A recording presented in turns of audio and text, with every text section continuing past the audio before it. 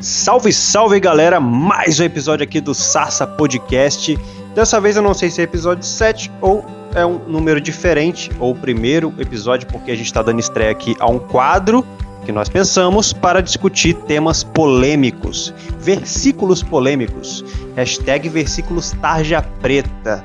Então é um quadro do nosso podcast, um quadro do Sarsa Podcast, chamado Versículos Tarja Preta, em que a gente pegou para poder estar discutindo aí com uma certa profundidade, vamos colocar assim, aqueles versículos, aquelas perguntas, questionamentos que vão aparecendo ao longo de aulas, até mesmo que vocês viram ao longo dos fundamentos aí que a gente está construindo ainda no Sarsa Podcast, que não teve tempo para a gente estar aprofundando num certo tempo ali, para deixar claro ali para todos ali o que significa exatamente, o desdobramento das perguntas, enfim, que seja. Esses desdobramentos nós iremos tentar fazer aqui, construir aqui, entendendo a compreensão desses versículos, e começando aqui com alguns deles, né, que a gente pode estar mapeando aqui, listamos 3. O primeiro é Salmos 51:10, o outro é Romanos 7:19 e o terceiro que nós colocamos aqui é Mateus 10:21, né? E vocês viram aí os questionamentos que a gente colocou lá no Instagram da Sarsa. O primeiro questionamento seria se o cristão precisa renovar o espírito se ele estiver desviado, se ele estiver em pecado, né? O terceiro questionamento seria se Paulo afirmou que peca porque não tem escolha, né? Um versículo de Romanos, né? Muito utilizado, defendido, né? Pelos calvinistas que falam que existe a predestinação e o cara, né? Que é mau, ele não pode, não tem escolha a não ser mal, né? Digamos assim, né? E tal. É realmente uma coisa bem complexa mesmo por trás desse versículo, e talvez você até pense assim, mas enfim, vamos estar debatendo aqui, né? E para entrar aqui sola nesse assunto, né, nesses assuntos polêmicos que nós vamos estar tratando aqui, vamos estar começando aí. Eu queria perguntar as expectativas para vocês aí no primeiro Tarja Preta que a gente está começando aqui. A gente nem sabe como é que vai ser esse processo aí e tal, né? Como é que é essa questão, né? Como a gente costuma fazer aqui as coisas bem ao vivo, né? Na hora, assim, mesmo, né? E vai construindo. O que vocês acham aí que vai rolar nisso daí, gente? Cara, o que eu espero desse, não sei, realmente esse saiu, eu já, se nas aulas normal já tava caindo o caos, né, e nessa aqui eu prefiro nem pensar que eu espero não, porque vocês lá na Sarsa, só lá no grupo do WhatsApp já é meu dia a dia, né, normal, você só manda uma pergunta tarja preta, nunca vi, então pra mim eu só espero o de sempre. Exatamente, o grupo, né, meu Deus do céu, cara, vou te falar, cara, acho que não existe, cara, nenhum grupo, acho que no nível, assim, de polêmicas, né, e discussões, e, meu Deus do céu, treta, e tem um grupo da Sarsa, cara, então fazendo um jabá aqui, aproveitando, né, nós temos um grupo no WhatsApp, então se você aí tem um monte de grupo de WhatsApp, depende da tua igreja, que você mal olha direito, ou outro grupo lá, sei lá do que, de memes, não sei o que, enfim. Cara, se você quer um grupo que você vai se aprofundar nesses assuntos, que você vai enviar perguntas lá e realmente a galera vai te dar feedbacks, a galera realmente está interessada em destrinchar, esmiuçar lá o assunto, cara, o nosso grupo é perfeito para você. Então, se você ainda não sabe, né, da existência do nosso grupo, você consegue estar tendo acesso a ele tanto pelo nosso Instagram ou os outros canais aí de comunicação que a gente tem, como o YouTube, onde esse episódio vai ser publicado, no Spotify também tem um link pro grupo ali, certamente é só você entrar que você vai ver, cara, que você ainda não viu nada, cara, você não viu nada ainda, cara, mas enfim, né, o que mais aí a galera acha aí, Thaís, o que você acha desse primeiro Tarja Preta, estreia? Eu espero sangue, fogo e nuvens de fumaça. Tô brincando.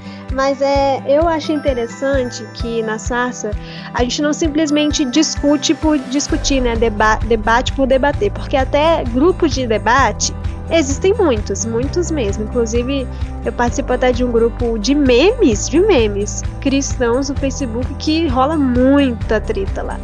Mas o nosso objetivo aqui da Sarsa não é simplesmente debater, não é simplesmente discutir sem um fim ou, né, com o fim de só aumentar o próprio ego, né, de conhecimento, de conhecedor da Bíblia. mas sim o nosso objetivo aqui é realmente chegar a um conhecimento de fato de Deus, de fato da Bíblia, é realmente desvendar o que Deus quis dizer, o que Deus quer para nós e o que a Bíblia está falando, né? Naquele texto específico, ou naquele contexto específico, ou sobre um assunto específico, é realmente crescer em fé e em conhecimento. Então, eu espero que a gente realmente tenha um ótimo debate aqui hoje e que a gente chegue a uma revelação acerca desses assuntos. Show de bola, show de bola. Mais alguém quer falar? Rafael, tu aí que tá na escuta, o que você acha, cara? Você já tinha ouvido falar alguns dessas polêmicas aí que nós vamos levantar aqui hoje, né? Se o cristão ele precisa renovar o espírito dele se ele estiver em pecado, se Paulo afirmou realmente que quando ele peca porque ele não tem escolha, ou se Jesus veio para trazer paz, mas não veio para trazer paz, mas sim guerra em relação àquele versículo lá que ele fala, né? Que vem para pôr inimizade, né? E tal, enfim, né? Você já viu esses questionamentos, né? Em alguma igreja que você já passou, etc. Ou a galera evita de entrar nesses assuntos mesmo aí? O que você tem a dizer a respeito disso aí, cara? Bom, primeiramente, boa noite aí a galera aqui mais uma vez e a todo mundo que está nos ouvindo. Bom, então, nas igrejas em si, não era comum debater sobre de versículo e tal, um pouquinho mais, vamos colocar assim, sal na ferida, né? Vamos batizar esse termo aqui. Primeiro porque ninguém tinha resposta para eles, então acho que evitavam ou simplesmente não mencionavam muito. No entanto, eu já passei por eles várias vezes aí ao longo dos anos, lendo a Bíblia e relendo, e alguns deles realmente, para não dizer todos, sempre me causavam alguma confusão. Então eu espero certamente elucidar aí algumas coisas e quem sabe contribuir também com a elucidação dele. Show de bola, cara. E se vocês puderem lembrar aí, você também, o Gabriel aí, de repente aí algumas experiências que aconteceram, alguém de repente que você viram, né, nas igrejas que vocês frequentaram, né, que, ou seja, por conta de um questionamento, uma interpretação errada, a pessoa já linkou com outras coisas erradas e tal, e pai, etc, e isso acabou embaraçando sei lá, a cabeça da pessoa, né, e tal. Eu acho bem interessante, por quê? Porque às vezes as pessoas acham que é bobeira, né? A gente, por exemplo, criar uma discussão ali profunda a respeito de temas complexos, ou de temas difíceis, ou de temas polêmicos, né, de modo geral, que certamente causariam um conflito, porque as pessoas acham que é besteira a gente estar discutindo isso. É como se, não, deixa isso daí pra lá, deixa isso daí pra liderança, ou deixa isso daí que não é relevante, vamos só falar da parte que Jesus ama todo e pronto, acabou, e vamos, né, só caminhar um barco em direção a isso daí, porque é só isso que vale, né, digamos assim. Aí chega um cara do mundo, né, o cara lá fora lá que não conhece o evangelho, etc.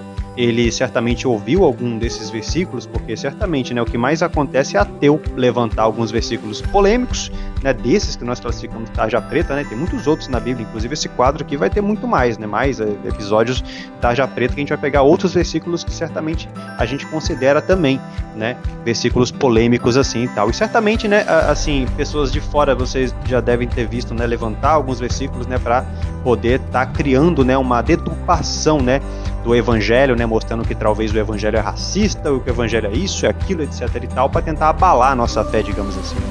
E aí é muito chato, porque eu particularmente, né, vejo que as igrejas evitam isso ou não dão muita credibilidade em de fato discutir profundamente assuntos que são polêmicos, com medo de causar um conflito, talvez até mesmo por desconhecimento, né, uma certa ignorância, não sei, entendeu? Por não querer buscar isso, entender, né, de repente ali, né, e acaba sendo intimidado a querer entrar, porque tipo assim, nossa, se eu entrar numa discussão dessa ali com os irmãos, eu vou parecer que eu sou burro, que eu não vou saber responder, aí talvez as pessoas inibem isso, né, e tal, sendo que na verdade a gente deve, né, aprender, né, com uns aos outros, e não ter aquela coisa de procurar ter a resposta para tudo, vamos colocar assim. Nossa, eu vou só me sentir seguro quando eu tiver num nível de eu tiver a resposta para tudo, para então entrar nesses assuntos. Enquanto isso eu não vou para não manchar ou arranhar a minha imagem aqui como líder da igreja, etc e tal, porque nossa, o cara vai lá, faz uma pergunta, eu não vou saber responder, etc e tal. Cara, eu não sei o que passa na cabeça das pessoas, sinceramente. Pode ser muitas coisas, mas eu queria fazer essa explanação de modo geral aqui, até mesmo para ilustrar o motivo da gente vir com um quadro como esse, né, versículos tarja pretas, porque nós acreditamos que, cara, se tá na Bíblia é porque tem relevância, assim como qualquer outro versículo que vocês veem aí e vocês vivem compartilhando, etc e tal, ou seja, isso faz parte de entender o evangelho mais profundamente, né? E a gente vai estar falando aqui também da importância de você ter a visão do evangelho para entender o próprio evangelho, porque senão, se você tiver com uma visão deturpada do mesmo, você pega versículos polêmicos e você complica eles mais ainda, né? Digamos assim, né? Por exemplo, se o cara crê lá na predestinação calvinista, ele pega Romanos 7:19 como esse e, cara, o cara deturpa mais ainda, né? O cara, né, bagunça mais ainda as coisas, né? Dando a entender realmente aquela visão mais hinduísta, né? Tal, etc, né? Da questão de predestinação mesmo, etc. E, enfim, dá mais munição pro pessoal que ainda não aceitou Jesus, o pessoal do mundo que tá com a cabeça toda confusa e mal influenciada por outras pessoas que estão escarnecendo o evangelho, né? Ele dá mais munição a isso, né? Porque os caras olham de fora e falam, meu Deus do céu, olha lá, o cara tá admitindo, né, que, nossa, Deus não ama todos por causa disso aqui, desses fatores e tal, mas como assim? Mas os caras, ao mesmo tempo, pregam, sendo que eles acham isso, tá vendo? Esse negócio de evangelho aí é gente maluca que se contradiz, que loucura, entendeu? Então, assim, é bizarro, cara. A gente tem sim que discutir as coisas, temas polêmicos, assuntos polêmicos, isso é importante sim. E me desculpem por estender muito nessa introdução, gente, foi mal, mas eu acho que é importante estar falando, porque às vezes a pessoa pode achar, nossa, olha lá, vocês só ficam falando de coisas polêmicas, né, e tal, mas não é com o objetivo de estar agregando, né, no conhecimento de todos. Vocês concordam? Eu vou tomar a palavra aqui rapidinho e eu diria que eu concordo sim, né? Até porque, levando em conta o que está escrito em Hebreus 5, ali no versículo 12 e 13, né, que Paulo fala de alimento sólido, alimento pastoso, né, como no caso leite, né, quando ele fala da diferença de crianças e adultos, é justamente isso, entendeu? É a capacidade da pessoa de não ficar só naquilo que é líquido, né? Naquilo que é raso, que mostra uma certa infantilidade. Então, apesar desses temas eles serem complexos e até causarem uma certa perturbação, eu acredito que ter a capacidade de entendê-los corretamente, sem isso causar escândalo, é até uma questão de maturidade, entendeu? Então, não dá para escapar disso, né? Eu acredito que isso acaba servindo meio como um teste, né, para o cristão. Ouvir, seja qualquer assunto relacionado à Bíblia, e ainda que não saiba, ter a ciência de que, se eu não sei, eu vou procurar aprender, vou procurar entender, sem que isso sirva de escândalo. Até porque se está na Bíblia, não deveria servir de escândalo, né? Pelo menos eu creio que um cristão que, pelo menos, queira atingir o estado de maturidade, né, de maturidade espiritual, ele não deveria pensar dessa forma. Perfeito, né? Exatamente isso aí mesmo. Texto muito bem encaixado.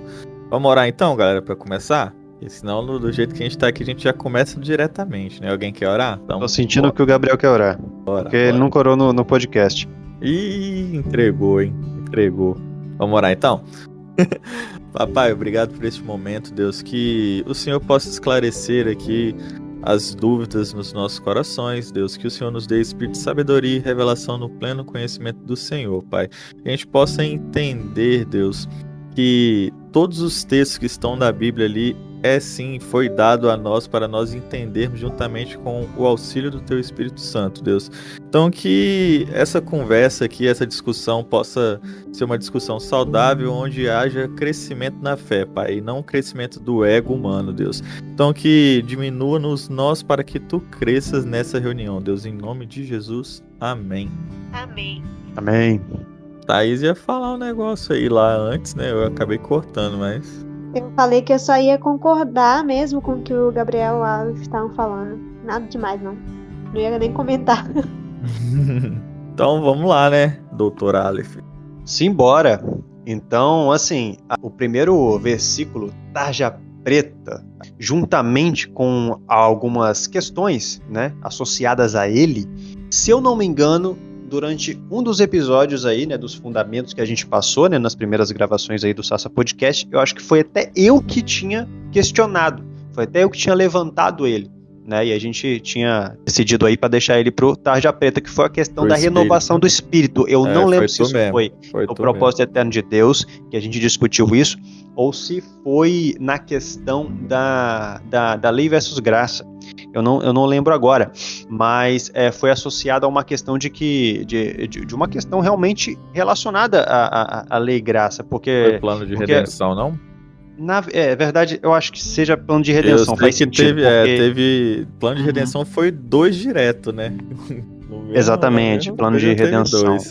Isso, exato. Porque, assim, tem aquela questão, né, de que, por conta de que quando a gente é salvo, né, o Espírito Santo passa a habitar em nós, e aí fica aquela questão, né, de que o que seria essa questão de renovar o Espírito Santo, o renovar o Espírito, que muitas igrejas falam isso aí, né, e tal.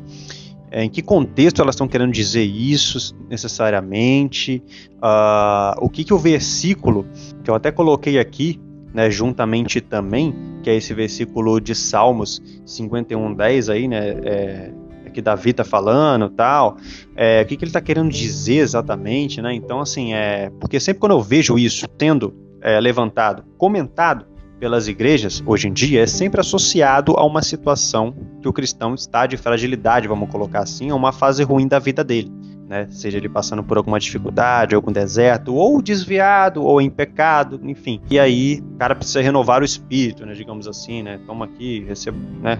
Seu espírito seja renovado, né? Tem ali ritual para isso, etc. E isso me trouxe, assim, um certo incômodo, uma certa dúvida, assim, sei lá, porque para mim não faz sentido, né, pelo que até mesmo tá lá nos Salmos lá e tal, eu acho que, assim, hoje, né, por estarmos numa nova aliança, isso daí não faz muito sentido na minha cabeça, não. Só que é somente eu que acho isso? Será que a Bíblia também acha isso, cara? O que Salmo 51:10 aí tá querendo dizer exatamente? A gente sabe que é Antigo Testamento, mas que correlação tem com a questão do espírito que Davi tá falando ali necessariamente? Bom, eu queria primeiro ouvir, né, da galera aí, se o pessoal já ouviu essa expressão aí, igual o Aleph falou, eu queria para entender melhor o contexto de cada um aí primeiro. Eu vou falar aqui o que eu acho que tem 2 contextos nesse negócio de renovar o espírito. Eu acho que às vezes as pessoas falam de renovar o espírito não no sentido de literalmente se fazer novo, mas no sentido de meio que fortalecer. Por exemplo, esse versículo aqui de Salmo 51:10 fala assim, cria em mim, ó Deus, um coração puro e renova dentro de mim um espírito inabalável. E isso aqui é depois que Davi pecou com Batseba. Então, sei lá, é claro que naquela época o espírito nem habitava dentro de nós, Espírito Santo, né? Mas é estranho porque o 11 ele fala, não me lances fora da tua presença e não retires de mim o teu espírito. Ele tá falando para não retirar dele o espírito, então o teu espírito estava nele. Mas como que vai retirar dele o espírito se o espírito nunca teve dentro dele? Mas o que o 11? O que a gente faz com o 11? A gente vai rasgar da Bíblia e tirar e jogar no lixo? Não, mas eu acho que quando o Davi fala isso, ele fala no sentido de tipo assim, olha, não faça com que o teu espírito deixe de vir sobre a minha vida. Ou seja, tipo assim, não faça com que eu fique... é Espírito Santo aqui, ó, o 11. Não me lances fora, pelo menos na minha versão aqui, ó. Não me lances fora da tua presença. Que é o Espírito Santo. Mas não eu tô falando... retires de mim o teu Espírito Santo.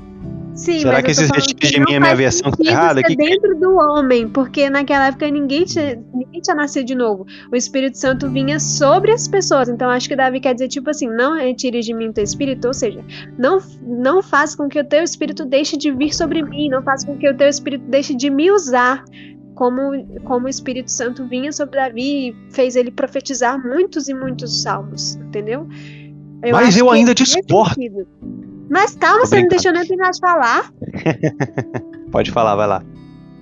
E aí, eu acho que algumas pessoas, elas falam, tô falando das pessoas, elas falam no sentido de fortalecer o espírito. Então elas passaram por um momento de fragilidade espiritual e elas falam, olha Deus, cria em mim, renova em mim um espírito inabalável, né? Fortalece o meu espírito, que está meio que fragilizado, nesse sentido. E também tem as pessoas que falam no sentido literalmente de se fazer novo de novo. Tipo assim, a pessoa era cristã, então ela nasceu de novo, só que aí ela se desviou, e aí quando ela volta para a igreja, eles falam que ela tem que renovar o espírito, tipo, meio que aceitar Jesus de novo, nascer de novo, o espírito realmente se fazer novo de novo. Aí eu não concordo. Aí eu acho que é errado, porque Senão Jesus teria, como diz lá em Hebreus, né? Que para aquele que pisou o Filho de Deus, né? Rejeitou a aliança.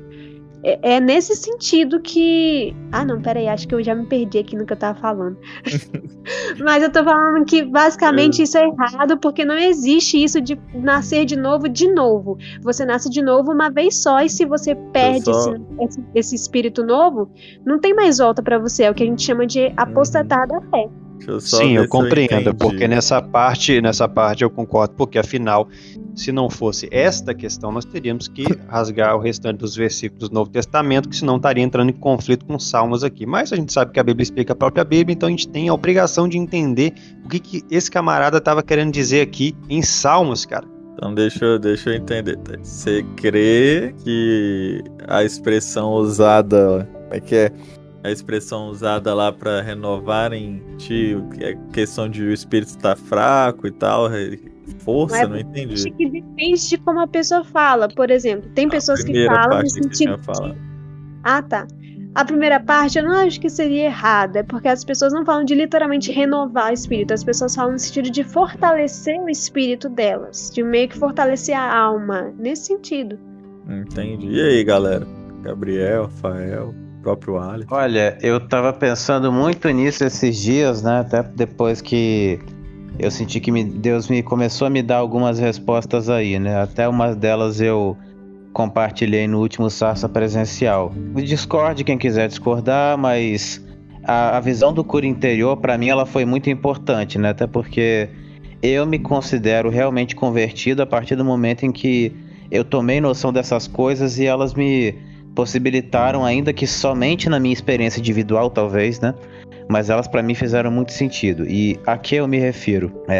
Justamente a interpretação desses versículos que essa visão do cura interior traz. Não seria, por essa interpretação, uma ideia de que tô pecando demais, Deus tirou de mim espírito, e depois ele devolve. Não. A ideia ele te batiza com o espírito a partir do momento que você aceita, então o espírito está em você, correto? Creio que sim, pelo menos por essa visão do cura interior. O que acontece é que com o tempo, por questões de religiosidade, por questões de legalismo, por questões das preocupações do dia a dia, a nossa alma ela vai ficando meio insensível à ação do espírito. Porque na visão do cura interior é uma tricotomia, claro. O corpo é uma coisa, a alma é uma coisa, o espírito é outra coisa. O que acontece é que parte da alma envolve pensamentos, sentimentos, emoções e vontades, né? E por conta do nosso lado humano, por conta de nós estarmos mais ligados, né? A nossa alma mais ligada ao corpo, a gente acaba ficando meio insensível ao espírito. E isso meio que dá uma certa legalidade para que a gente fique mais sensível ao corpo e às vontades do corpo do que a do espírito. Então a ideia seria renove meu espírito, seria o quê? Tornar novamente a alma sensível ao Espírito Santo de Deus em nós. Pela visão do cura interior, essa visão faz sentido e para mim em muitos momentos ela foi extremamente clara e Deus falou comigo quando eu me coloquei nessa situação, né? Mas não quero dogmatizar uma experiência minha, né? Pode ser que para outras pessoas seja de outro jeito. Estou dizendo que para mim foi o que fez diferença em muitos momentos aí. Não sei se ficou clara a minha visão para vocês. Eu entendi um pouco tua visão, Gabriel. Assim, eu não sabia que o cura interior ele via isso dessa forma, mas assim, eu particularmente, tá? Inclusive não vou lembrar agora os versículos que baseiam eu vou falar agora, mas é porque não vai dar tempo de eu procurar aqui, mas enfim. Mas eu acredito que o que faz a nossa alma se tornar mais sensível quando a gente aceita Jesus, né, o Espírito Santo passa a habitar em nós, é o relacionamento com Deus. Quanto mais a gente se relaciona com Ele, mais a nossa alma se torna mais sensível a estar ouvir o Espírito que habita em nós. Né? Então eu acredito que a pessoa que está desviada, né, ela sai da igreja, ela tem uma pouca frequência em relação a fazer qualquer coisa relacionada à palavra, né? Automaticamente ela vai se alimentando mais do mundo, vamos colocar assim, o espírito dela fica meio que em uma questão de, como é que é a palavra mesmo? Desnutrição, vamos colocar assim, né? E tal. E isso acaba que talvez, né, gere uma dificuldade em relação a ela estar mais sensível às coisas espirituais, porque ela está se alimentando mais do mundo em questão de que, poxa, ela está afastada do corpo de Cristo, seja da igreja, seja de qualquer ação ali de relacionamento com Deus, como ler a palavra, orar, etc e tal. E aí, eu acredito que pode acontecer com muitas pessoas, né, que assim acreditam fielmente que teve o espírito renovado quando elas estavam desviadas, elas foram para a igreja, porque chegou lá, e aí, cara, nossa, teve uma experiência assim muito emocionante, né, de que ela, nossa, voltei aqui, realmente, nossa, o que eu tava fazendo, etc. Ela caiu em si novamente ali e tal, e aí teve um mover ali, houve uma unção ali no meio, que ela realmente sentiu a presença ali, etc, porque houve uma unção ali, de repente, no culto, ali no momento de clímax do culto, né, e tal, e ela sentiu algo ali, uma sintonia com o espírito dela, etc, e depois disso ela foi convencida do que o espírito dela foi renovado, que a alma dela se tornou mais sensível ali, porque ela sentiu aquilo ali e tal, né, etc, entendeu? Sendo que eu acredito que também haveria a possibilidade de ela estar sentindo a mesma coisa, né, se ela, né, ela passasse a novamente ter uma frequência de relacionamento com Deus, automaticamente creio que isso iria ter o mesmo efeito. Então, pelo que me parece, não sei se é só a minha visão, quando eu olho para isso, quando eu vejo em relação as pessoas falarem, né, de renovar o espírito, tal, etc, e tal, o cristão renovar o espírito, né, eu não sei se mais pessoas têm essa impressão que eu tenho, mas parece muito como, de fato, pegar algo que estava bloqueado, ou que estava enfraquecido, e realmente levar a um nível ali novamente nivelado, né, como se realmente estava, né, quando a pessoa aceitou Jesus, vamos colocar assim, né, como se, tipo assim, nossa, você estava bloqueado nessa parte, e aí precisou a gente novamente fazer algum trabalho aqui para que isso novamente, né, funcione, né, para que você, né, de fato, né, continue da onde você parou, digamos assim. Pelo que eu vejo da narrativa, que é muito explicada pelas lideranças, quando elas estão falando de renovar espírito, essas coisas assim, geralmente vem muito associado a isso, assim, né, no caso, né. Aí por isso que eu acho que é uma coisa meio estranha, né, digamos assim, com o que a gente entende aí, no caso, que ocorre daqui para frente, já que nós estamos na nova aliança e a relação com o Espírito Santo de Deus é completamente diferente do que havia no Antigo Testamento. E aí por isso que eu peguei esse texto aí de Salmos, porque eu já vi pessoas, né, defenderem, usarem esse versículo como base, inclusive, né, e eu achei muito interessante, porque realmente, cara, olhando esse texto aqui, cara, a gente realmente até acredita mesmo que, não, peraí, como era a relação do Espírito Santo de Deus no Antigo Testamento? Porque Davi tá falando aqui, né, pra não retirar dele e tal, então como é que ele via? O que ele achava? Davi achava que o Espírito habitava nele sem saber que, na verdade, não habitava? Que negócio é esse e tal? Realmente dá ali uma confusão na mente assim e tal, e é basicamente essa questão, cara.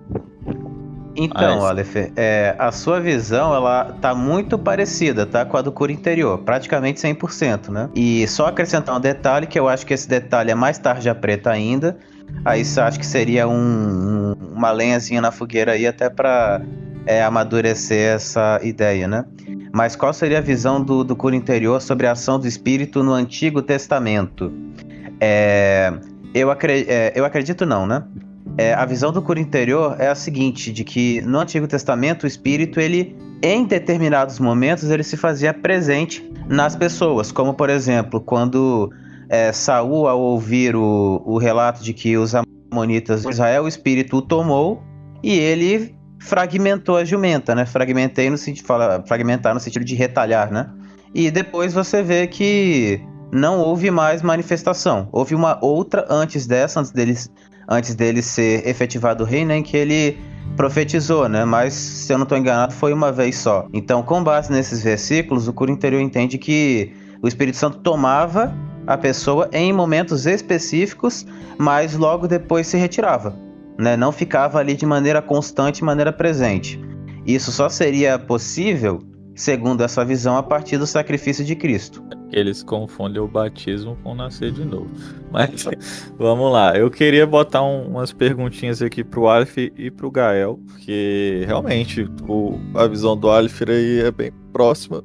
Eu acho que vocês falaram, na verdade, a mesma coisa. Eu queria entender melhor esse caminho, né? Eu fiquei ouvindo isso, eu fiquei pensando aqui, pensando mesmo, fiquei na dúvida, assim, quero entender melhor esse caminho da sensibilidade, vamos colocar assim. Porque, tipo, o que seria pra vocês essa falta de sensibilidade? O que renovaria, né? O Aleph, ele já deu alguns exemplos, né? Foi um pouco mais prático no exemplo, no sentido de a pessoa tá ali desviada e vai na igreja e tem uma experiência. Aí, tipo, eu queria entender o seguinte, tipo, a partir do momento que a pessoa... Vou dar um exemplo aqui pra gente clarear melhor.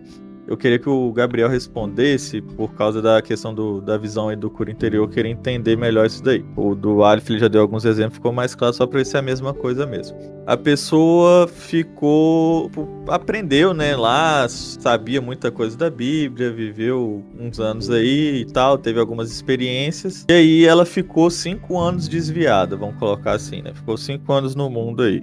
Quando ela volta, né, ela passa por uma experiência, ou ela decide voltar, ela volta no mesmo ponto que ela parou, ela tem que recomeçar? Explica direito aí. O Aleph deu alguns exemplos, mas eu acho que ficou meio obscuro. Se quiser, eu posso detalhar os exemplos. Eu quero saber mais Então, da visão você quer ali. que eu responda? Isso, responde aí pra eu ter uma noção. Porque o Aleph deu um exemplo, eu quero comparar aqui pra saber. Vamos lá. Pela visão do cura interior, o espírito permanece, né? Pelo menos por um tempo, ou até que a pessoa bloqueie totalmente, não resolva que realmente não quer, né?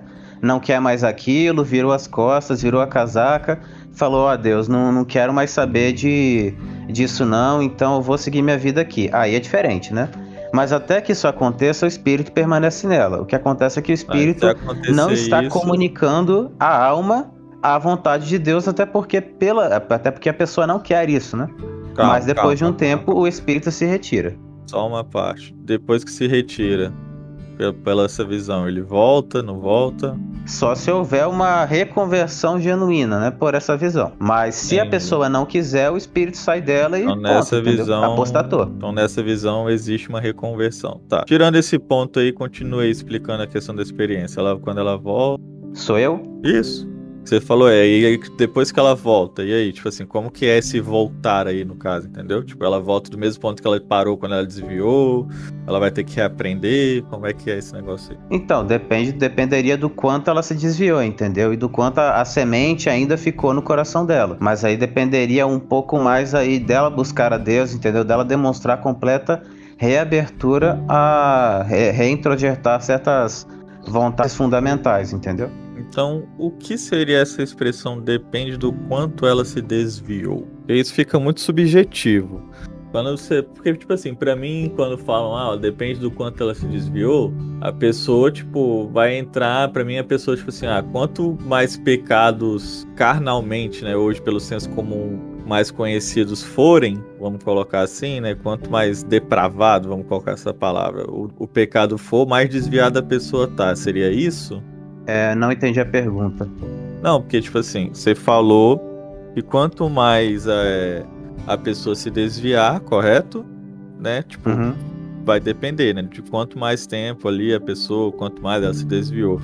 Só que, tipo, quando a gente fala disso, né? Quanto mais se desviou, o que seria esse quanto mais se desviou? Porque eu, pelo menos, entendo que, tipo assim, quando a gente fala, nossa, fulano tá muito desviado, é porque, tipo assim, ele tá se envolvendo com uns pecados bem depravados, tá ligado? Então eu queria entender um pouco melhor essa expressão aí, quando você quis dizer isso, entendeu? O que você quis dizer com essa expressão? Então, o que me pareceu, né, desde que eu ouvi, e como eu falei, pra mim fez bastante sentido e me ajudou na minha aproximação de Deus na época, né? É justamente entender que certos pecados, na visão do cura interior, eles são pra morte, sabe? E pelo menos do ponto de vista da lei, né?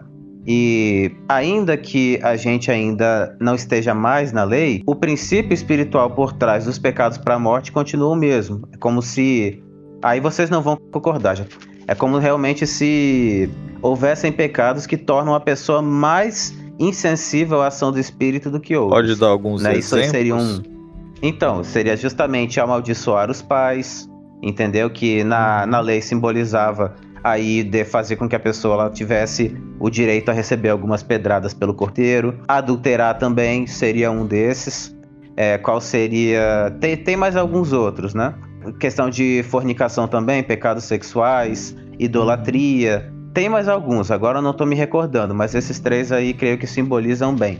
Entendi. Os pecados geralmente mais aparentes aí de senso comum. Vamos colocar assim.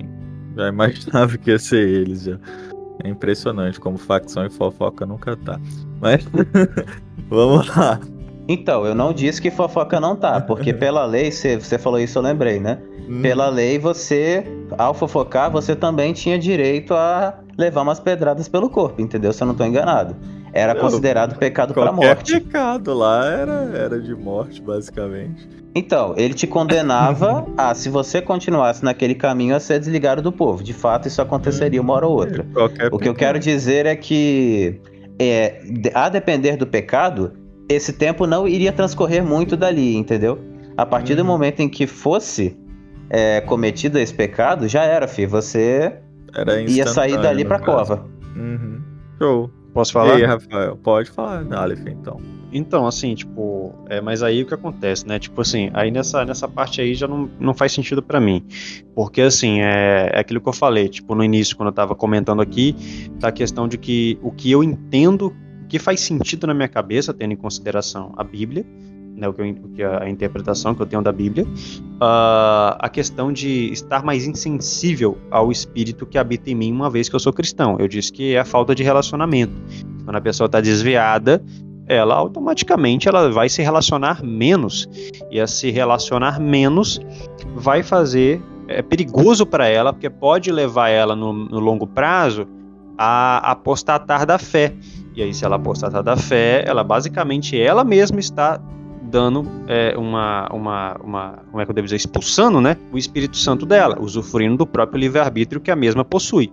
Não é uma questão do tipo, o Espírito olhar para ela e falar assim, não, esse cidadão aqui está bem afundado em pecado, não quer saber e tal, então eu vou pular fora aqui desse cara aqui, e aí só se ele reconciliar comigo de novo eu volto. Já não creio nisso não.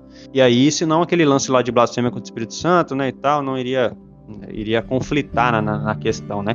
Então, essa questão de insensibilidade da alma, né, com o espírito, tal, etc., eu creio que realmente seja essa ausência de relacionamento. A pessoa que se desvia do corpo de Cristo, ela automaticamente tende a ter problema com essa questão do relacionamento. Mas que ela fale, olha que a gente abordou aqui, episódio aqui falando do Igreja Pra Quê? O Igreja Pra Quê, que foi o segundo episódio do Sarça Ardente, a gente estava até comentando, né? Levantando aquela questão do desigrejado. E geralmente quando a pessoa está meio bolada com a igreja, teve ali umas péssimas experiências, né, envolvendo a igreja, aí começa, né, a se convencer, né, de um pensamento muito difundido aí de que não precisa de igreja, que é só eu orar em casa, que tá bom e não sei o que, bababá, e ler aí uns negócios de vez em quando que tá bom porque, enfim, né, eu sou cristão, né, vamos colocar assim. Sendo que ela tá se colocando numa situação extremamente perigosa. É correto afirmar que essa pessoa continuar dessa forma, ela vai se relacionar menos com Deus, né, e tal. E isso é uma situação de desviado, vamos colocar assim, mesmo que ela não esteja ali totalmente afundada em pecado, né, mesmo que ela peque, digamos assim, pecados que sejam relativamente menores no quesito de ponto de vista natural nosso, né, que a gente enxerga, digamos assim, né, e tudo mais. Então, eu creio que seja basicamente nessa questão. Aí pode falar aí, acho que é Rafael que ia falar, né, eu acabei falando na frente dele. Então, eu não tenho muito mais a contribuir em relação ao que já foi falado, mas assim, o que eu entendo a respeito dessa questão de renovar o espírito vai muito na linha de dar aquela injeção de ânimo, sabe? Às vezes você tá buscando, você tá orando, mas aparentemente, tipo, você não sente que tá sendo respondido, ou então você não sente aquela orientação, ou então você olha tudo à sua volta e tudo conspira contra você. Pelo menos a sensação que a gente tem é essa aí para os mais dramáticos da vida, por exemplo, eu assim, né? No entanto, pode acontecer, como já aconteceu comigo várias vezes, de em uma programação da igreja ou numa mensagem, uma série de programações, você ouvir mensagens e testemunhos e aquilo te tocar de tal forma que você recebe aquele gás, né? Falando assim, não é assim, olha, Deus não te abandonou, a nossa vida nesse mundo está sujeita a essas coisas mesmo. Jesus falou que nós sofreríamos pressões aqui, nós teríamos aflições, mas que deveríamos ter bom ânimo porque ele venceu o mundo e, né, tudo é possível para aquele que crê, enfim. Então, eu creio que vai nessa linha. Eu creio que fortalecer o espírito seja você, ainda que seja repetir para si mesmo, de que você é mais do que vencedor em Cristo Jesus. Então, tudo que está acontecendo agora é só passageiro. Não vai durar mais do que o fim da tua vida, tipo isso. Então, no meu pensamento, vai nessa linha. Entendo. Eu queria só comentar mais uma coisa aqui também, que é o seguinte. Eu acho que é bem perigoso, velho. Por quê? Por que eu quis até acrescentar nesse tarja preta aí, nessa questão de renovação do espírito, né? Porque, assim, sempre quando eu vejo abordar isso nas igrejas, é um negócio muito interessante, que é tipo assim, cara, o que acontece, né? Fica evidenciado, cara, que, tipo, é muito nítido que as pessoas, elas... a igreja, né, vamos colocar assim, a maioria delas, vamos colocar, de que elas têm uma pregação, uma mensagem evangelística da graça, né, Novo Testamento, Nova Aliança, etc e tal, mas quando o cara se converte, aí entra ela já misturando com a lei e tal, etc. E geralmente é sempre associado a como lidar com o pecado. Quando a gente entra nessa questão de como a gente deve lidar com o pecado, uma vez que nós somos cristãos, né, e tal, parece que sempre a gente tenta embasar na justiça da lei a parada, sacou? E aí dá essa evidência, vamos colocar assim, que fica uma coisa meio conflitosa, né, digamos assim, com a mensagem da graça, etc, né? E aí talvez, né, a pessoa que acredita de fato que no que é difundido a respeito dessas questões aí de renovação de espírito, pense que a gente não crê que numa situação de um indivíduo estar desviado, o Espírito Santo possa não mais estar nele, né? Mas a gente aqui, a gente não é calvinista, né? Porque nós cremos na questão que é possível o indivíduo apostatar da fé, né, e tal, mas aí já seria uma outra implicação, né, no caso. Mas eu ouvindo esses trem tudo aí, eu fico pensativo aqui, né? Fico tentando gravar tudo que vocês falaram também. Mas assim, em relação a renovar e tal, né? Uns falaram aí, né, sobre ter um ânimo e tal, mas eu vejo qual seria a palavra, gente? Algo em comum no que todo mundo falou. Não sei qual seria uma palavra para utilizar isso, mas eu vejo aí um negócio que todo mundo falou aqui que tem algo junto aí, né? Que é a mesma coisa. E é sobre o sentimento, né? Tipo, sempre quando vocês falaram aí, tava envolvendo um sentimento ali, um negócio de sentir.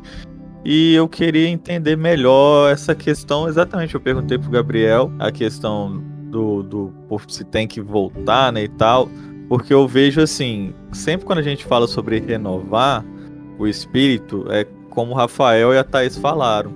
É como se naqueles momentos que a gente tá mal, assim. Não é que a gente tá desviado ou coisa no mundo. Não, geralmente é quando a gente tá mal mesmo. Tipo assim, tá vindo a tribulação, tá abatido fisicamente e psicologicamente, né? E aí, geralmente, a gente usa essa expressão muito mais nesses momentos do que no momento de um desviado voltando para a igreja, sabe?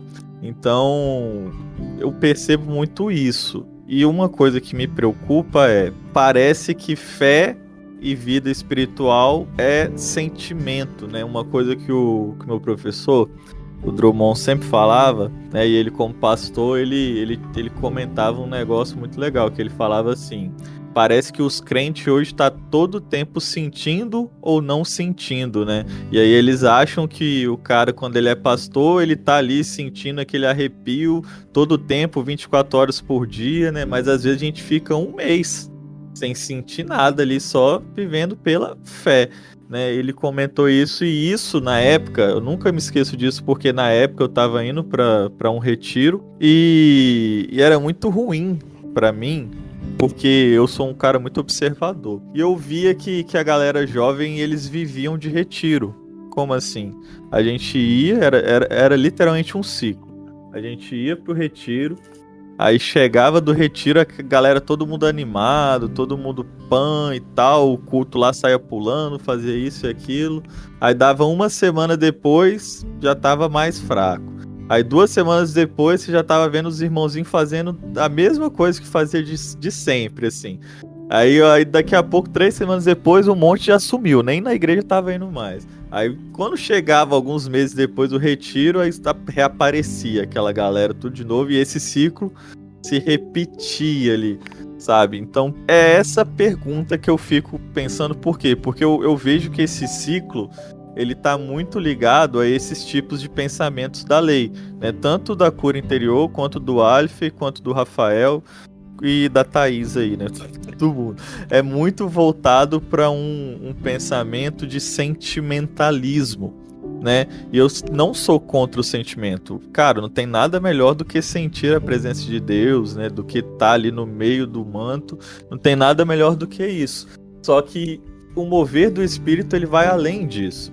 Eu lembro uma vez que a gente estava tendo cultos e os cultos estavam sendo assim, céu na terra, cara. E aí depois de 1 mês, 2 meses dos cultos sendo fogo puro, eu tava percebendo algumas coisas. E aí uma das coisas que eu percebi foi que a galera caía no chão, a galera, né, padrão. A galera caía no chão, a galera, tipo, rolava lá, falava em línguas, todas aquelas coisas. Inclusive eu era uma dessas galera. E a vida continuava do mesmo jeito. E aí eu comecei a me perguntar, eu falei, Deus, pra que a gente tá tendo esses momentos? Pra que a gente tá sentindo essa presença? O que isso tá mudando? E quando eu comecei a pensar nisso, o nosso pastor, ele trouxe uma palavra exatamente sobre isso. Sobre o segundo mover do Espírito Santo. Porque ele tem um mover de capacitação, ele tem um mover de encher, né? Esse mover aí que vocês comentaram sobre o dar aquele ânimo, sabe? Dar aquele sentimento bom. É esse mover aí que é o que geralmente faz as pessoas caírem no chão, rodar, rodopiar, fazer esses negócios. Mas ele também tem a segunda forma, que é a transformação de vida, ok? Que é o crescimento em fé. E o pastor começou a pregar sobre isso, né? Sobre renovação da mente, sobre transformação, sobre crescer em fé e o amadurecimento. Ou seja, o mover do Espírito, você rodar, você falar em línguas, você ser usado em dons, não está ligado ao amadurecimento. Uma coisa é uma coisa, é tudo do Espírito, tá, gente? Do Espírito Santo. Uma coisa é uma coisa, outra coisa é outra coisa, né? Então tem muitas pessoas que viviam do sentimento, sabe? Aquela pessoa que é viciada em droga, que ela vai ali pra quê? Pra sentir aquele êxtase. Era mais ou menos isso, né? Tem pessoas que gostavam de sentir a presença de Deus ali, a unção de Deus, entendeu? Vivem buscando isso.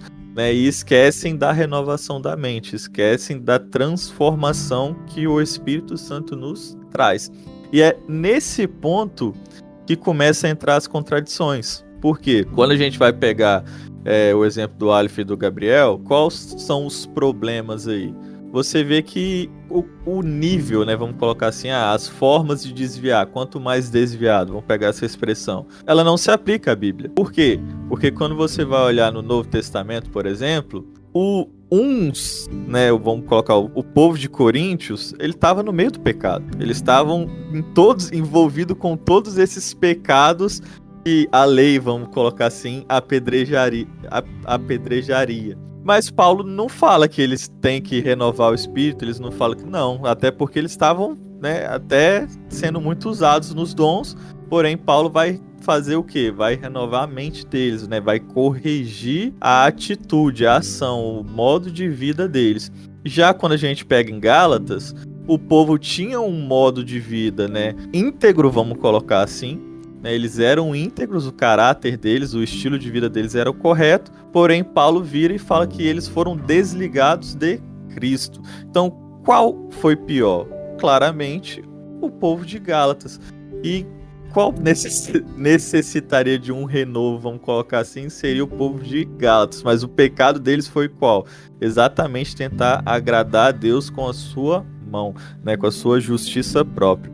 Então, quando a gente começa a olhar por isso, eu consigo achar um denominador comum em tudo isso, que é o nosso sentimental. Tem pecados que, pelo nosso senso comum e pelo que a gente aprende, pelo nosso estilo de vida, pela nossa cultura, por tudo que a gente faz, eles vão impactar muito mais a nossa mente do que outros. Então é por isso que quando eu minto, eu não me sinto tão culpado do que quando eu vejo uma pornografia. É por isso que quando, sei lá, eu fofoco ali, eu falo alguma coisa do irmão, né, ou eu omito alguma coisa ali, eu não me sinto tão culpado quanto eu roubasse, vamos colocar assim, né? Por quê? Porque na nossa mente existem pecados piores e menos piores, vamos colocar assim. Óbvio, gente, que cada um tem a sua devida consequência, ok? Agora, espiritualmente falando, quem vai trazer esse peso aí de desviar, de se afastar de Deus, vai ser a nossa própria consciência, vai ser nós mesmos, né? Direcionado por quem? Pela própria lei, né? Então era interessante por quê? Porque esses exemplos que eu dei do pessoal que vivia de retiro, por que eles viviam de retiro? Porque eles não tinham entendimento. Não era ensinado a eles como viver uma vida estável, como viver uma vida pela fé de fato. Então eles acabavam vivendo uma vida pelo sentimento. E o sentimento naturalmente passa, né? E assim que o sentimento passava, o resto também ia junto. Então é por isso que eu fico meio confuso quando falo, pô, a gente tem que renovar. O espírito é a pessoa que desviou, vai ter que ir ali, dependendo do nível de desviação da pessoa, né, de desviamento, dependendo do nível ali, a gente vai ter que fazer um trabalho maior. Qual que é esse nível? Onde que está atrelado? Porque tem que ter uma coisa, alguma coisa tem que ser. E aí, o que seria esta coisa? Ou seja, o que te leva a mais longe de Deus e o que te traz para mais perto de Deus? Na minha opinião, na minha visão, é relacionamento, cara. Não vejo outra coisa a não ser isso. Entende? Tá, mas relacionamento, Aleph, calma aí. Relacionamento é muito subjetivo. A gente tem que ser um negócio mais objetivo aqui. Porque se você falar, relacionamento. Tá, relacionamento, você pode se relacionar de diversas formas, entendeu? De formas corretas e formas erradas. Eu preciso de um negócio um pouco mais objetivo pra gente enxergar. Eu tenho negócio oração, estudo da palavra e comunhão com a igreja. 3 exemplos. Show. E aí, Thaís, o que você ia falar? Então, você falando aí, me veio realmente até mais clareza sobre esse assunto. Que eu fiquei pensando, realmente, quando a gente fala sobre renovar o espírito, pelo menos para mim, na minha vida toda, eu nunca associei, eu acho que a maioria das pessoas não associam com, tipo, a pessoa tá desviada. Porque os próprios cristãos que estão dentro da igreja, que estão ali no culto todo domingo, eles falam sobre renovar o espírito. Tipo assim, o cantor tá ministrando, né, a pessoa tá lá ministrando louvor, ela também fala, né, sobre renovar o espírito, e realmente é mais esse sentido de meio que, ai Senhor, vem me trazer um sentimento, vem me encher, né, com a sua presença, vem me fortalecer. E aí eles meio que têm essa confirmação de que Deus fez isso mesmo através do que eles estão sentindo ali no momento. Então eu achei que realmente faz muito sentido o que você falou. Mas você falou outra coisa sobre a questão da mente, sobre por exemplo, o que Paulo estava fazendo ali, tanto para os Gálatas quanto para os Coríntios, foi renovar a mente deles. Paulo em nenhum momento fala sobre renovação do espírito no sentido sentimental ou nessas coisas. Sempre Paulo vai se firmar no que eles estavam crendo, no que eles estavam pensando. Então, será que, na verdade, agora, no Novo Testamento, a gente não tem que ficar se focando nesse negócio de renovação do espírito, do sentimento que a gente está sentindo ali no momento, mas sim na renovação da nossa mente? E Então, posteriormente é isso justamente, pode trazer algum desculpa, sentimento. então, mas é justamente essa questão, né, que eu vejo que, eu percebo, sinto, né, que vejo que é uma coisa, assim, que entra em contradição, né, então, assim, a gente aprendeu que, cara, o que mais está sendo destacado em relação a renovar, nós como os cristãos temos a responsabilidade de renovar, é a questão da mente quando a gente vê no Novo Testamento, né? E aí tem essa questão aí do Antigo Testamento falando de renovar o espírito, né? Aí dá realmente essa confusão aí no caso, né? Que parece que não faz sentido. Sim, mas eu acho que então a gente tem que separar o que era renovar o espírito no Antigo Testamento e o que é renovar, o que seja, né, renovar no Novo Testamento. Porque Exato, são isso que eu quero entender, né? Também. Aí eu, assim, pensando agora aqui, que vocês falaram, principalmente que o Matheus falou dos exemplos que ele deu da igreja de Coríntios, da igreja de Gálatas, e até em Romanos também fala isso, eu fico pensando que em nenhum momento no Novo Testamento a gente ouve falar sobre renovação do espírito, de pedir a Deus, ai Senhor, vem trazendo, sei lá, alguma coisa envolvendo um sentimento, envolvendo algo ali no momento, mas sim, sempre tá batendo a tecla de renovar a mente, sabe, de sempre estar renovando a sua revelação, a sua mente em relação à palavra de Deus. Enfim, aí é só eu não respondi a pergunta que o Matheus fez, mas eu veio comentar, observei. Mais alguém quer falar? Eu queria fazer um comentário. Eu creio que a palavra-chave nesse caso, então, se resume à maturidade. Porque quando você é novo na fé, você precisa estar sempre ou novo na fé ou imaturo na fé, né? Nos dois cenários. Você precisa ter sempre alguém ali falando: olha, Deus está com você, olha, não fica batido, olha, não fica triste, porque nossa vida é assim mesmo, esse mundo é mau, etc, etc. Agora, quando você já é maduro na fé, qualquer coisa que aconteça com você, possa vir a acontecer de ruim, vamos colocar assim, na sua vida, nas suas circunstâncias diárias, enfim, isso não te abala mais, porque é questão de convicção. Você já chegou num nível de entendimento no nível de maturidade, vamos colocar assim, sua mente já foi amadurecida de tal forma que você já sabe que Deus está com você, cara. Então, assim, seguir em frente, pedir a Deus graça, pedir a Deus misericórdia e seguir em frente. Tipo, isso não vai abalar sua confiança em Deus. Para resumir, eu creio que a questão, então, seja maturidade espiritual. Acabou. Eu compreendo, mas o problema, assim, é que eu vejo, né, que a galera, né, da igreja, quando dissemina essa questão de venha renovar o seu espírito, sempre esses apelos, né, para renovar o espírito, né, tem de um lado a questão de que a situação do indivíduo lá desviado, né, tal, aquele problema e tal, que eles podem ter um pensamento de que se o cara tá desviado e uma vez ele volta, ele tem que renovar o espírito, e do outro lado tem a questão de que se o cara tá num deserto enfrentando uma dificuldade e ele acha que ele está enfrentando essa dificuldade porque ele está em pecado e ele não está tendo vitória ali, ele está realmente numa peleja complicada, né, etc., aí rola sempre aquelas campanhas na igreja, né, e tem até ministério da libertação, né, e tal, que o pessoal faz esse mover aí, digamos assim, para realmente, né, renovar o espírito do cara. O cara tá sentindo uma dificuldade, né, tá numa situação complicada e ele começa a acreditar que ele precisa renovar o espírito dele, que os pecados que ele tá caindo, alguma coisa que ele tá errando, uma coisa que ele tá deixando de fazer o suficiente, tá atrapalhando ele, né, o espírito dele, né, então ele tem que ser renovado, digamos assim, né, no caso do espírito, não a questão da mente, né, porque eu sei que se tratando de renovação da mente, a gente sabe que, poxa, infelizmente, o meio da igreja é um meio que conhece muito pouco em relação a isso, a questão de renovação da mente, digamos assim, é uma igreja que, assim, o meio da igreja é um meio que sabe muito do Antigo Testamento e muito pouco, né, sobre o Novo Testamento. Então vamos lá. Pelo que a Thaís e o Rafael já falaram aí, qual é o nosso denominador comum? Eu vou perguntar agora, quero que vocês procurem aí para mim, fazendo favor. Onde no Novo Testamento fala de renovação do Espírito? Me ajudem aí. Eu não achei.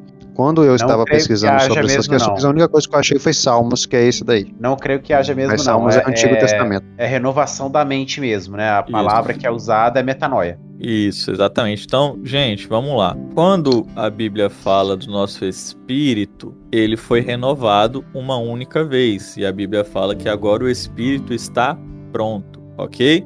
espírito está pronto. Ou seja, a carne é fraca, mas o espírito está pronto. É isso que a Bíblia fala sobre o Novo Testamento. Então a gente precisa começar a entender agora da onde saiu toda essa confusão então. Lembra do que eu falei sobre o sentimental? É exatamente aí que começou a confundir as coisas. Por quê? Porque a Bíblia não, né? A igreja, ela começou a viver menos na fé por conta de entrar essas doutrinas de legalismo, essas doutrinas da lei, e aí ela se ligou muito no ensino do que? Da lei. E aí, nesse ensino da lei, você entra principalmente no sentimental, né? Então é por isso que tem todo esse passo a passo aí, por exemplo, da cura interior. Isso ajuda? Depende, né? Te ajuda a viver no nível da lei. Se você quer viver no nível da lei, isso vai te ajudar, né? Você vai ter ali seus, como o próprio Aleph falou, né? Você vai ler a Bíblia, vai orar e vai jejuar, que é batata, né? Só que todo mundo que lê a Bíblia, todo mundo que jejua, todo mundo que ora, tem isso? Não. Por quê? Porque você pode estar orando, né? Por isso que eu pedi para deixar claro a questão do relacionamento. Você pode estar orando por barganha, né? Você pode estar jejuando por barganha. E você pode estar lendo a Bíblia também por barganha, ou apenas para resolver esse problema, vamos colocar assim. Só para vocês terem uma noção, quando eu tive minha primeira depressão, né, na primeira vez que eu tive depressão, que foi por conta disso principalmente, eu tava tão desesperado, que eu não queria fazer nada, mas uma coisa eu fazia: eu lia 15 capítulos por dia no mínimo. Eu lia no mínimo 15 capítulos, não importa qual era o tamanho, no mínimo eu lia 15 capítulos por dia, né, da Bíblia ali. Eu lia porque eu queria buscar Deus? Não, porque eu tava desesperado. Eu queria algo. Aqueles 15 capítulos resolveram? Não. Tanto é que depois de um tempo eu parei de ler, que eu criei um trauma, porque eu tava lendo e eu começava a ter pensamentos extremamente pesados sobre o que eu lia, né, hereges, blasfemos mesmo, e eu comecei a ficar com medo de ler a Bíblia, com medo de blasfemar contra o Espírito Santo. Olha o nível que eu cheguei, entendeu? Tudo por conta de que eu achava que eu tinha que cumprir todos esses negócios para melhorar, né, aquele sentimento, para melhorar de vida, para sentir um arrepio, para seja lá o que for, ser novamente aceito por Deus, ok? Então, esta questão aí de você renovar o espírito, isso tudo é coisa do Antigo Testamento. Já eu vou explicar o texto, o que Davi está falando. Mas a gente tem que entender isso. No Novo Testamento, a Bíblia fala somente sobre a renovação da nossa mente. Romanos 12, versículo 2 fala disso, ok? Renovar a nossa mente para quê? Para que a gente possa viver qual seja a boa, perfeita e agradável vontade do Senhor. Ok? Então nós precisamos entender isso. O Rafael falou sobre maturidade, e isso é uma grande verdade, né? Paulo, ele fala o seguinte, olha, eu aprendi a viver contente em qualquer situação, né? Paulo, ele aprendeu. A gente pega sempre o final desse texto, a gente fala, não, tudo posso naquele que me fortalece. A gente só pega esse texto, mas Paulo ali, ele tá falando, olha, sei passar sobre pobreza, sei estar humilhado, como também sei bem estar suprido, né? Tudo posso naquele que me fortalece. Então, antes da gente falar tudo posso naquele que me fortalece, nós vamos aprender a estar contente em qualquer situação, né? Isso é um aprendizado, não é do dia para a noite, né? Diferente do espírito que já está pronto, agora nós vamos aprender através da nossa mente mesmo, com o auxílio do Espírito Santo. Show? Então, quando nós entendemos isso, tudo fica mais fácil, né? Olha só que interessante. Quando os discípulos chegam, logo depois, Lucas 10:20, os discípulos acabam de expulsar, né? Satanás acaba de expulsar os demônios. E aí eles voltam como? Eles voltam tristes porque expulsou o demônio? Não, eles voltam alegres, ali falando, né, que eles expulsaram os demônios e tal para Jesus. E Jesus, ele não perde tempo. Ele automaticamente ensina um princípio. Ele fala o seguinte, olha, versículo 20, Lucas 10:20. No entanto, alegrem-se não porque os espíritos se submetem a vocês, e sim porque o nome de cada um de vocês está registrado no céu. Então, Jesus, ele pega a fonte da alegria deles e fala, olha, essa fonte de vocês pode ser instável, pode ser uma fonte que vá se abalar. Então, foca numa fonte que é eterna, numa fonte que é imutável, que é o quê? O seu nome está escrito no livro da vida. É interessante porque Paulo, lá em Romanos 5, ele também vai falar disso. Ele vai falar, olha, mas Deus, Romanos 5:8, mas Deus prova o seu próprio amor para conosco pelo fato de ter Cristo morrido por nós, sendo nós ainda pecadores. Então, as bases da nossa alegria devem ser exatamente essa, que o nosso nome esteja escrito no livro da vida, que Deus provou o seu amor para conosco morrendo quando ainda éramos pecadores, quando ainda éramos inimigos de Deus. Então, quando nós entendemos ou começamos a entender isso, nós vamos começar a amadurecer. Aí a gente entra no nível de Davi, vamos colocar assim, porque é muito interessante isso, gente, porque Davi, diferente de muitas pessoas, quando ele pecava contra Deus, ele pedia perdão e depois o relacionamento dele tava zero bala de novo, já tava ali vivendo como se ele nunca tivesse existido ali o pecado, né? Quando você vai ler lá, quando o filho dele, né, morre ali, nasce morto, ele fica o dia inteiro, nasce doente, ele fica o dia inteiro orando no quarto, em jejum. Quando o filho morre, ele sai e vai comer normalmente. Ou seja, ele vivia o presente, né? Ele sabia lidar com as consequências, com os seus erros e também lidar com o amor. Ele entendia que ele era amado, né? Por mais loucura que seja. Por isso que muitos salmos de Davi trazem muitas referências ao Novo Testamento. E Salmo 51 é a mesma coisa. Olha só que interessante. Quando a gente vai ler o versículo 9 do Salmo 51, agora eu vou explicar o texto. Esconde o rosto dos meus pecados e apaga todas as minhas iniquidades. Você vê alguém falando isso no Antigo Testamento? Sobre todas as iniquidades serem apagadas? Eu quero lembrar de outra pessoa além de Davi que fala sobre isso. Vocês têm em mente? De todas as iniquidades foram apagadas? Sobre apagar. Pedir a Deus para pagar todas as iniquidades, falar que o bem-aventurado é aquele que Deus não se lembra e não se atribui iniquidade nenhuma. Acho que Jeremias só, né? Não sei, tô perguntando mesmo. Peraí, eu acho que Jeremias fala sobre lançar, né, que Deus não... sobre lançar no mar do esquecimento os nossos pecados. Das profundezas do mar. Isso, pega aí pra nós. Pera, deixa eu abrir aqui. Dos seus pecados, mas isso aí é a parte profética, né? Pecados não me lembrarei mais. Isso, essa é a parte profética. Era isso que eu queria mesmo. Suas iniquidades usarei de misericórdia, dos seus pecados jamais me lembrarei. Cadê o texto?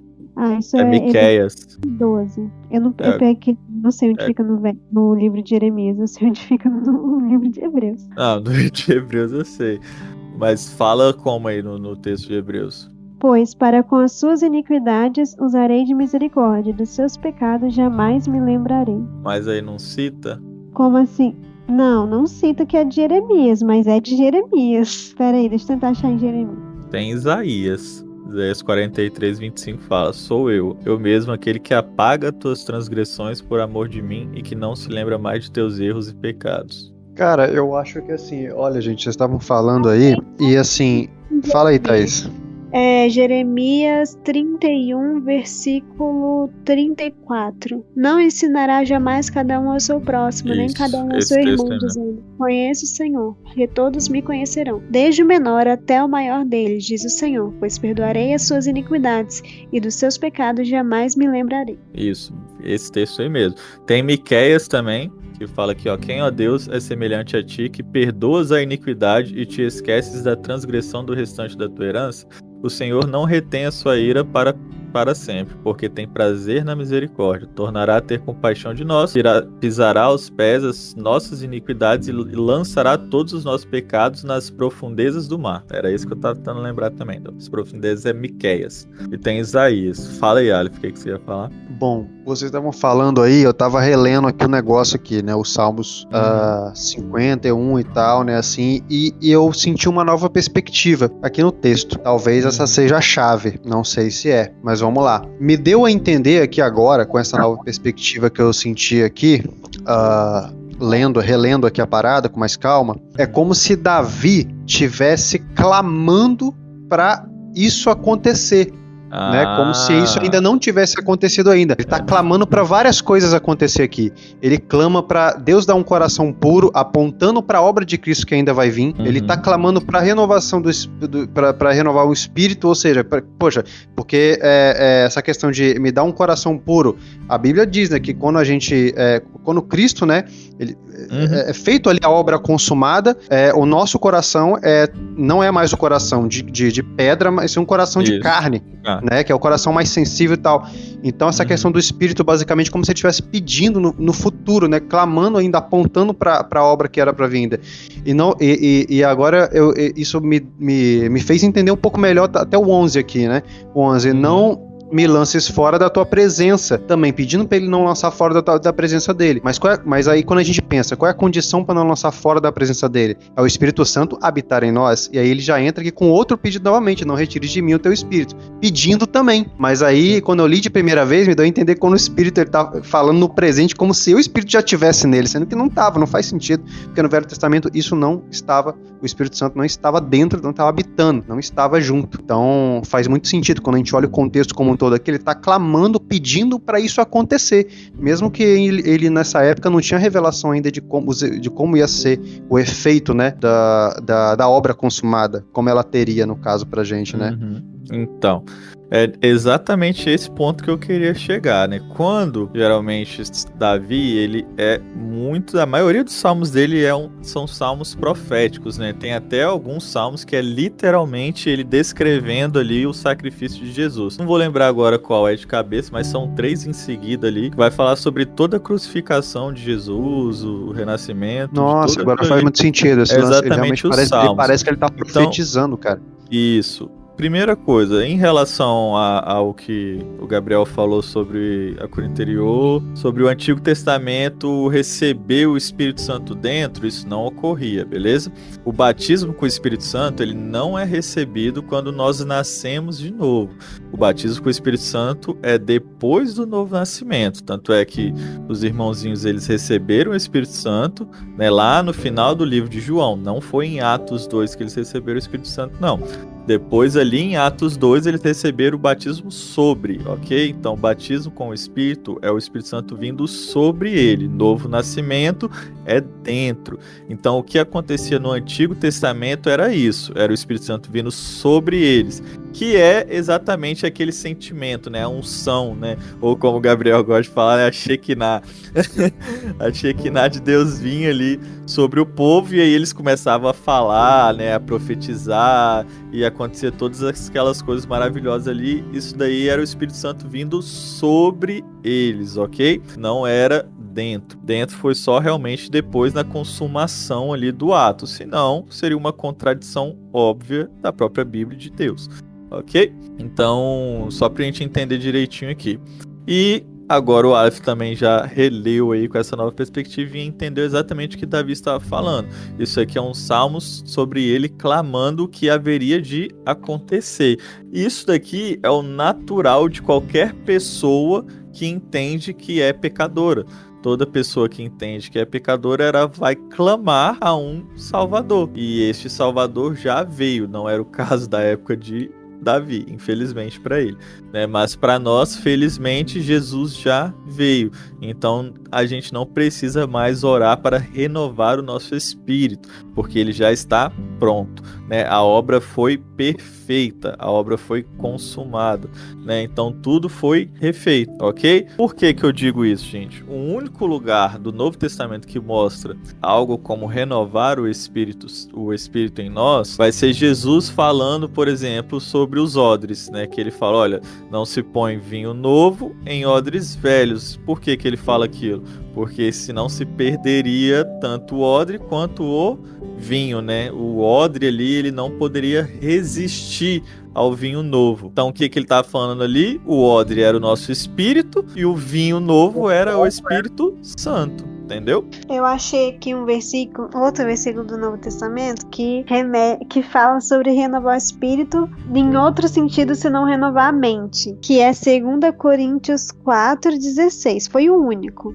Vou ler aqui. Por isso não desanimamos, pelo contrário, mesmo que o nosso homem exterior se corrompa, contudo o nosso homem interior se renova de dia em dia. Esse homem interior, né, eu creio que seja o nosso espírito, homem interior. Então ele fala aqui, contudo o nosso homem interior se renova de dia em dia. Eu concordo com o que o Matheus está falando, então eu estou trazendo esse versículo para a gente trazer o contexto do que está querendo dizer aqui. Esse texto é maravilhoso, bem lembrado esse texto aí. O contexto dele é melhor ainda, porque tudo isto é por amor de vós, para que a graça multiplicada por meio de muitos faça abundar a ação de graças para a glória de Deus. Por isso não desfalecemos, mas ainda que o nosso homem exterior se corrompa, o interior contudo se renova de dia em dia. O que ele está querendo dizer aqui? Ele está falando que o espírito ele fica sendo renovado? Não, né? Ele está falando exatamente o seguinte, olha, o nosso espírito, ele não passa erosão. Como assim? Vocês sabem o que é erosão? Pegando aí das aulas de geografia, é basicamente um enfraquecimento. O enfraquecimento do solo. Ele perde os minerais ali, o solo vai ficando fraco, vai ficando ralo e tende a desabar. Isso, exatamente. Então, né, pode ser chuva, pode ser vento, pode ser o que for, né, isso vai desgastando aquela coisa ali. Então, o que Paulo tá falando aqui? Tá falando, olha, pode tudo estar acontecendo do lado de fora. O homem exterior ali, ele pode estar o quê? Pode estar sendo desgastado pelas circunstâncias, né, que é o que ele vai falar no versículo 17, porque a nossa leve e momentânea tribulação produz para nós um peso eterno de glória, muito excelente, né? Então, ele vai falar o que? Ele vai falar, olha, então, isso aqui, o nosso corpo carnal, ele cansa, o nosso psicológico, ele se desgasta, mas o espiritual, não. Então, o espiritual, ele é capaz de renovar todo o resto, ok? Então, é nesse sentido aqui que ele vai falar sobre o renovar, né? Sobre o homem interior. Esse homem interior é exatamente a nossa alma e espírito em comunhão, beleza? Eu acho até interessante porque ele não fala aqui nesse contexto, ele não fala o nosso espírito se renova, ele fala do homem interior. Por que do homem interior? Não existe só o espírito dentro da gente, existe a nossa alma.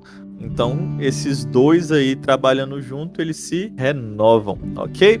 Alguém ficou dúvida, discordância, quer falar, acrescentar? Bom, nesse caso aí, para mim tá bem claro agora, fez muito sentido, olhando o texto como um todo aqui, que realmente tá bem nítido agora, que de fato tem um aspecto profético dele, né, apontando as implicações da obra consumada realmente. Então, show, vamos aí então, Gael. Tá, então, uma dúvida aqui que ficou então, no caso, Davi falando, então, seria apenas profético, não seria uma obra já do Espírito Santo, ainda que temporária no Antigo Testamento.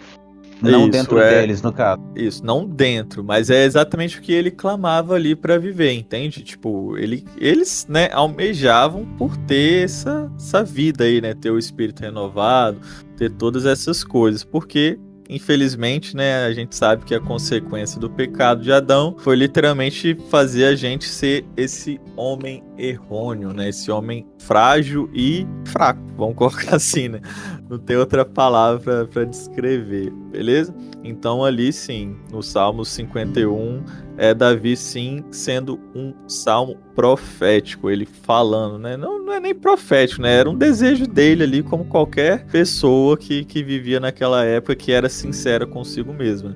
Ela via os seus erros, via que não era capaz e clamava por Deus.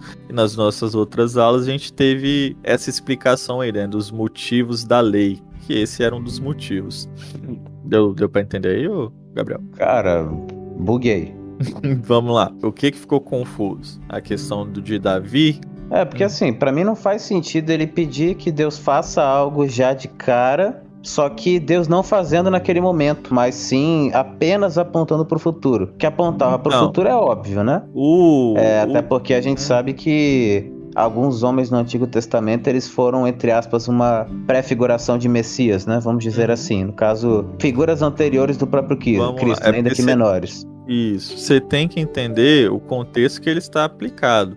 O futuro para ele não era um futuro distante. Ele queria viver isso enquanto em vida, entendeu? Só que lembra quando Jesus veio? O que aconteceu com os judeus? O pessoal achava que Jesus já ia vir para quê? Para consumar tudo, né? Para vir como rei, né? Impor ali o seu governo sobre os governos do mundo e tal. Só que Jesus não veio para isso. Então a visão de Davi, como todos os judeus também, né? Na época, todos os hebreus, era exatamente desse Messias. Então quando ele clamava, eles já viam tudo sendo feito de uma só vez, entendeu? Então ele estava falando, olha, é igual a gente falando hoje, Jesus, volta logo que esse mundo aqui tá difícil, entendeu? Era o mesmo caso de Davi naquela época, ele não sabia quando o Messias ia vir, então ele clamava para Messias vir logo, entende? É a mesma coisa que a gente hoje clamando, Maranata, hora vem Senhor Jesus.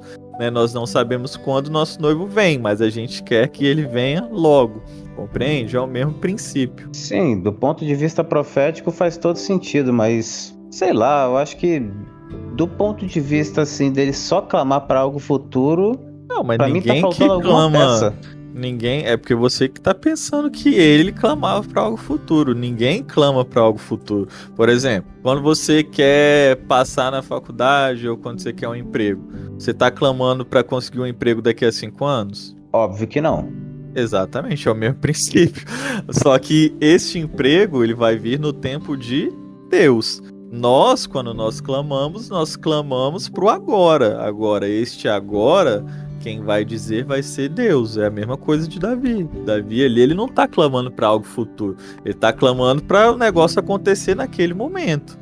Entendeu? Me deu a entender assim que, no caso, quando a gente fala profético, né, é que tá esse clamor dele de algo que tava faltando ali, ele tava sentindo que tava faltando algo, mas ele não sabia como conceber, explicar aquilo ali exatamente. Aí ele tá meio que clamando aquilo ali para que aquilo seja resolvido, né, digamos assim, e sem querer ele tá apontando para algo profético da obra consumada, sem entender bulhufas da obra consumada, seria basicamente isso. Eu acho que uma evidência aqui de que ele tá, quando ele faz esse clamor aqui, ele tá querendo, ele tem esperança ao mesmo tempo de que seja feito naquele momento do clamor dele, uma evidência disso, é o 15 aqui, quando ele fala, abre, Senhor, os meus lábios e a minha boca entoará o teu louvor. Tá basicamente pedindo algo no clamor e dizendo que, cara, se isso acontecer, a minha boca vai inclinar, né, o teu louvor ali. É uma ação dele. Outra coisa importante também pra gente entender desse texto. A gente tem que lembrar sempre que Salmos, gente, é um livro poético, ok? Então, esses salmos, geralmente, ou eles eram cânticos, ou eles eram orações, ou eles eram poesia. Então, nós temos que entender isso aqui, ok? Isso anula o poder de Deus? Não, mas é aquilo. Para ele estava descrevendo o que ele sentia, o desejo dele, os sonhos dele, o que fosse ali. Né? Ele mal sabia que talvez isso estava sendo inspirado pelo próprio Deus, ok? Para isso acontecer, não precisava o Espírito Santo estar dentro dele. Mas vamos pegar outro exemplo dele aqui. Ó, Salmos 32. Só para dizer, com esse exemplo aí do Aleph ficou claro. Agora acho que começou a dar uma luz aqui. Porque assim, Gabriel, eu associei muito também com a questão lá que ocorre com, eu acho que é Abraão, né, cara, que leva o filho dele a ser sacrificado, né, e tal. E aí ele fala sem querer, falando, Senhor, você vai providenciar o cordeiro. Ele fala aquilo ali sem querer, automaticamente apontando pro que realmente Deus vai fazer isso na obra consumada. Você acha exatamente. Ele não falou aquilo, não, realmente vai ter a obra consumada e vai ser assim, vai dar esses efeitos, porque Jesus é o cordeiro. Não, ele não fez os cálculos da Nazaré, não, tipo, ele falou aquilo ali, tipo, né, num murmúrio, de repente, um desânimo, meu Deus, tô levando meu filho aqui, e automaticamente, sem querer, né, num clamor ali, basicamente, pegando uma esperança, ali, de fato, falando do filho dele, tava falando filho dele, e automaticamente já apontou para a profecia de que realmente a gente precisaria.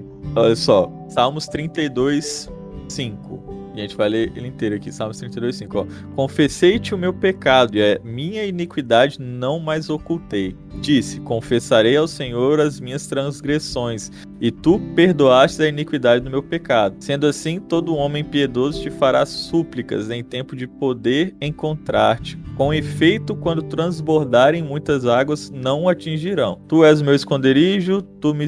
Ih, peguei o texto errado? Peguei. Ah, não, perdão, gente. Eu comecei no final já. É do versículo 1. Bem-aventurado aquele cuja iniquidade é perdoada, cujo pecado é coberto. Bem-aventurado o homem a quem o Senhor não atribui iniquidade, e em cujo espírito não há dolo.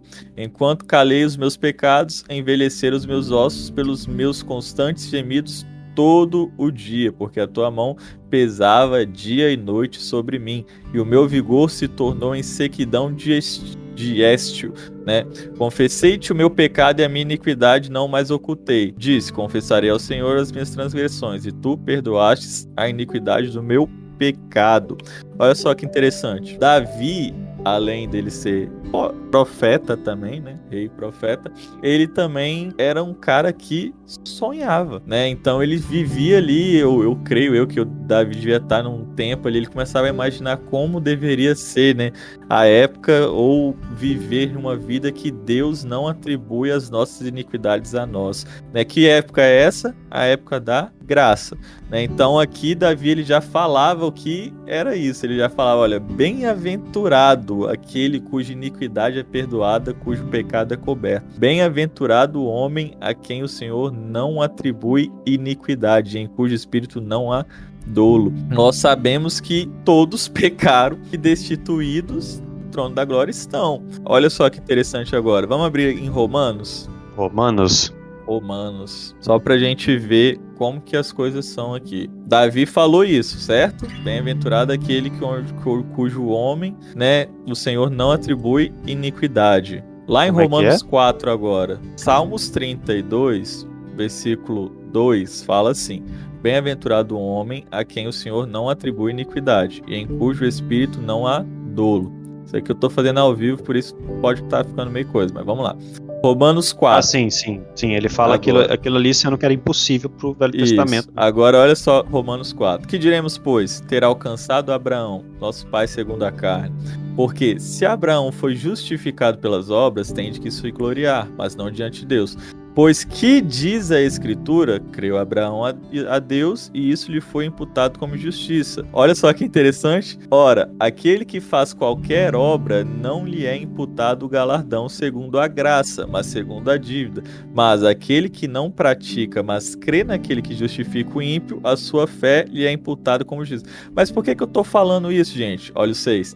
Assim também Davi declara: bem-aventurado o homem a quem Deus imputa a justiça sem as obras, dizendo: bem-aventurados aqueles cujas maldades são perdoadas e cujos pecados são cobertos. Bem-aventurado o homem a quem o Senhor não imputa o pecado. O que Paulo citou aqui? Salmos 32. Só que quando Paulo cita aqui, ele está falando que o homem que não tinha pecado? Não. Ele fala assim também, Davi declara: bem-aventurado o homem a quem Deus imputa a justiça sem as obras. Davi falou isso lá nos Salmos? Não. Davi não falou: bem-aventurado a quem Deus imputa a justiça sem as obras. Não. Davi só falou: bem-aventurado o homem a quem o Senhor não atribui iniquidade. Esses Salmos aí é 32. 32. Então, Davi, ele não falou sobre, né, ser Deus imputando justiça. Não. Davi, ele só falou ali sendo guiado. Agora, lá em Romanos 4, Paulo, sendo direcionado pelo Espírito Santo, ele vai trazer luz ao que Davi falou no Antigo Testamento. Ou seja, ele vai trazer a revelação completa, né? Ele vai falar: olha, o que Davi estava falando ali era exatamente sobre o homem que era justificado sem as obras, ou seja, a graça, a salvação por meio da graça mediante a fé. E aí ele cita o Salmos, no versículo 7 e 8, entendeu? Salmos 32, versículo 7 e 8.